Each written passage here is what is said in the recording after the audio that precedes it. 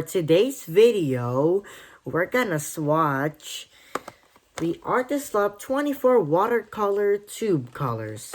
So, I don't think if it is quite hard to swatch all the colors right over there. So, when I was using my iPad or my computer, I was trying to research like all the colors, like about with sort of these colors right on my bag. So, maybe I brought this from Michael's as I haven't went on the watercolor tube aisle at Michael's.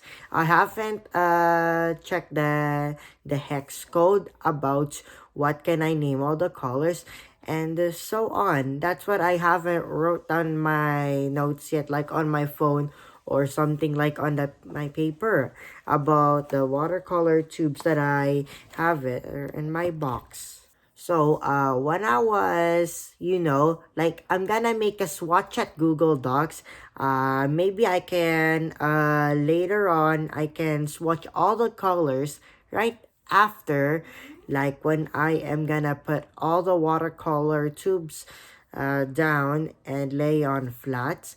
But I cannot even make a swatch on my computer for this video. So I think that's gonna be for my next video right after those, right? Called about my watercolor tubes, 24 pieces. So anyways, let's begin to make a swatch. And before we will start swatching my colors from my watercolor to pigments, do you remember my previous video about sorting all the colors from 24 watercolor tubes? So basically, it's kind of like made it easy, like showing like which colors that you are going to use. And it's like an ascending order. Kind of looks like a rainbow, but most of all, that if you wanna try to sort like any art supplies, just let me know so we can remember like which can be, you can say, the closest colors like from the ascending order. Alright, so let's open the watercolor tubes bag.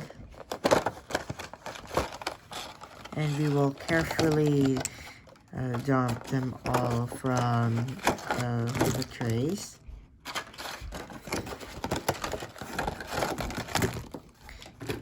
And as you can see, it's quite a bit normal, but I was just thinking if I just wanted to to swatch all of these from my watercolor tubes. The colors from the watercolor tubes. So basically, here, that's what we're gonna do. I'm just gonna do 6 colors in a row. So I'm just gonna make a sample to that before we will swatch.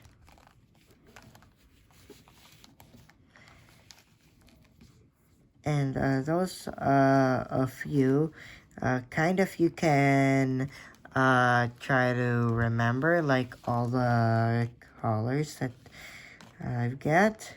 So I will try to swatch within for these colors like and so. So just to make sure, maybe I'm just gonna say I will make those tubes diagonally because I wonder if it can fit, like we can still see all the colors that came up from for all the watercolor tubes. Like, I mean the colors. So even though if I just wanted to trying to rematch and trying to let's say that some of these colors which can be bold or sort of made in use, but that doesn't mean like when you are trying to do something Or if you can try to swatch colors like those, it's okay. Maybe you can just look at it on my description box below. Alright, let's start swatching. Alright, so let's see which color should I start to swatch. So let's see. This is permanent violet. This one is primary cyan blue. This one's indigo. It's kind of hard. Like, I just want to try to swatch these colors. So in fact, I think it can be easy when the colors can get closer in touch to me. Like for all of those watercolor tubes, those I can normally know is like maybe do like all the colors that can be. So let's see if I can do those perfect ones. Okay, so I think let's put indigo there. Alright, so that's 6 in a row. So I need to do 4 in a column. So let's say that I'm gonna use, oops, let's get a permanent pink. That color is alizarin crimson. I might gonna technically say I'll place it there. And for those colors that can be mostly found, that can be reduced by that. So I guess that we don't have each grade color there. So I think that's called 24 pigments from those watercolor tubes, right? So it is not quite as easy as if you want to try to sort within like these colors that you can think and remember about that. So yeah, I think it's quite normal.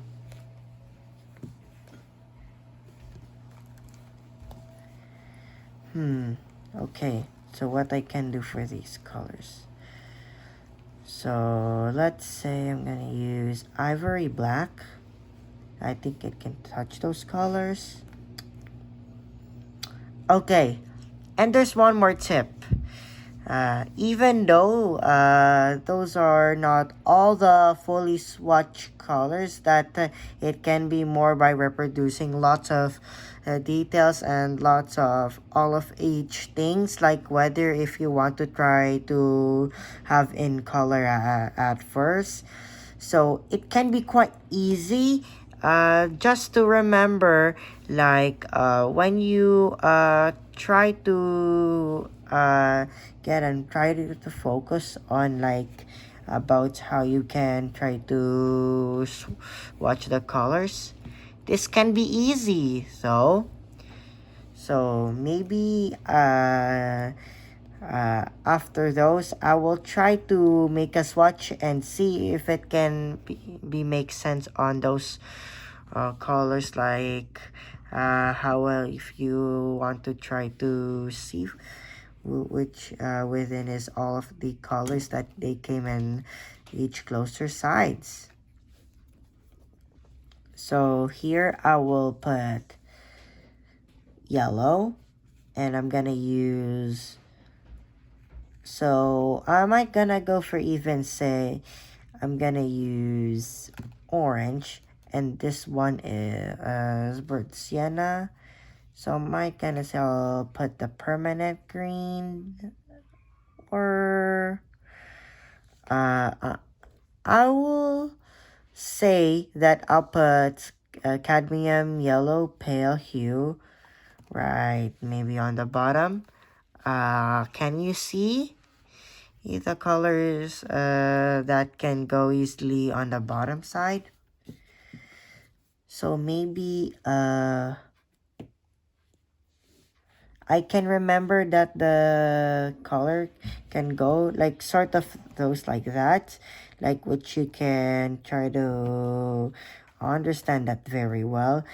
And for these colors, uh, uh, the does it catch by looking in your eye? So I think I can remember like these colors. I just want to remember that I don't want to mess all the colors that came in a wrong way. Like it has to be 24 in total. So I'm not sure. I think that's what like all the colors do. So I might gonna go for like paints gray up there. And I'm not sure where the can place the permanent pink. This can be rather close to that. Or I think it's okay, like those of the colors that can be some swatch that can be reliable to those colors that it can catch to it. So I'm gonna say